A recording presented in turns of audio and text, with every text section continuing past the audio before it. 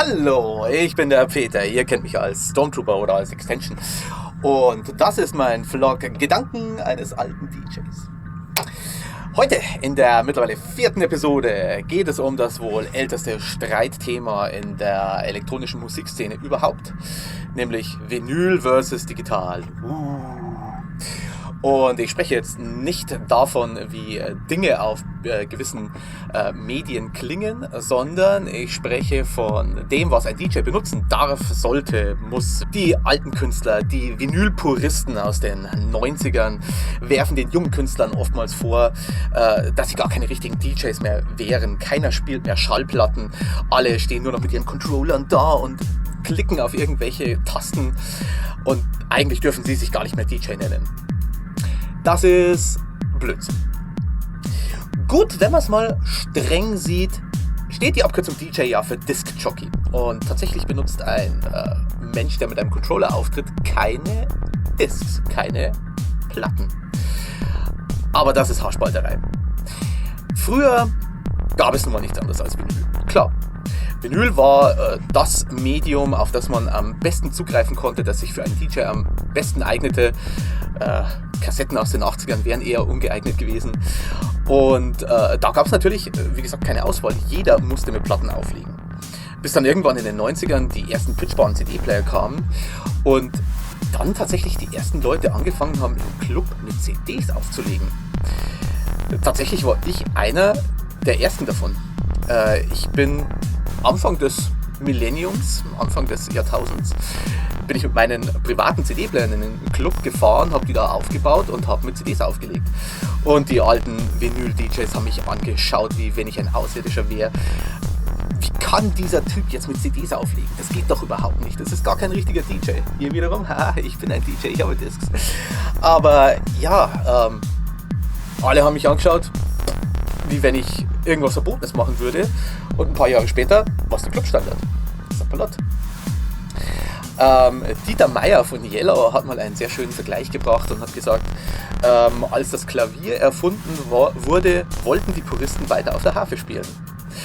Das klingt jetzt sehr hochgestochen, aber ich finde, das ist ein sehr schöner Vergleich.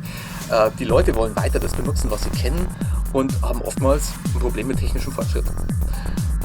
Und so ist es nun mal auch mit den Controller-Acts. Ich nenne es jetzt einfach mal Controller-Acts. Es ist im Endeffekt ein bisschen wie wenn man einen Gitarrenspieler mit einem Klavierspieler vergleichen würde. Klar, der Gitarrenspieler, du hast direkte Einsicht auf das, was er macht. Du siehst, dass er sich körperlich betätigt und über die Bühne hüpft und tut. Und der Klavierspieler steht nur da und drückt ein paar Tasten. Aha, der drückt also auch ein paar Tasten. Aber ist deswegen ein Klavier schlechter als eine Gitarre? Eine philosophische Frage, aber ich glaube, ihr wisst, auf was ich hinaus will.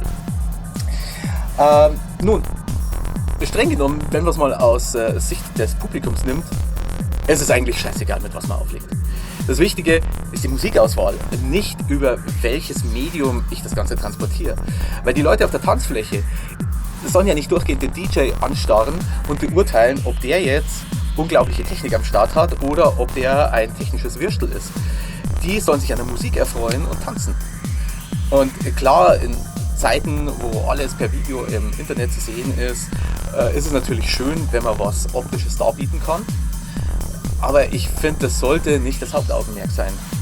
Und Tricks und lustige Sachen kann man mit allem machen. Mit Vinyl kann man scratchen, mit digitalen Geräten, mit Laptops und Controllern kann man Loops erstellen, kann Filter einschleifen, was die Vinyl-DJs auch mit dem Mischpult machen im Übrigen. Also jedes Medium hat seine eigenen Vorteile, seine eigenen Kniffe, die man sich einfach nur zunutze machen muss.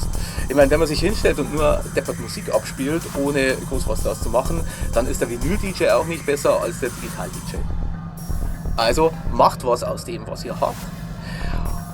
Und ein weiser Mann hat auch noch gesagt, der Sync-Button sucht nicht die Musik aus. Auch das, finde ich, ist eine Weisheit, die man weiter transportieren sollte. Klar macht ein Sync-Button das technische Vorgehen einfacher, das Angleichen zweier Musikstücke, aber ob die Musikstücke jetzt zusammenpassen, ob die an der richtigen Stelle gemixt werden, ob das ein Gesamtbild und einen Verlauf im Set ergibt, das kann nicht der Sync-Button entscheiden. Das entscheidet der Typ, der dahinter steht. Ich glaube, ich bin mit dem Thema schon wieder durch. Ja. Was denkt ihr? Was haltet ihr davon? Gibt's was ihr überhaupt nicht mögt? Stimmt ihr mir zu? Laber ich wie immer nur Blödsinn? Mögt ihr mein T-Shirt? Diese und weitere Fragen beantwortet sie mir in den Kommentaren.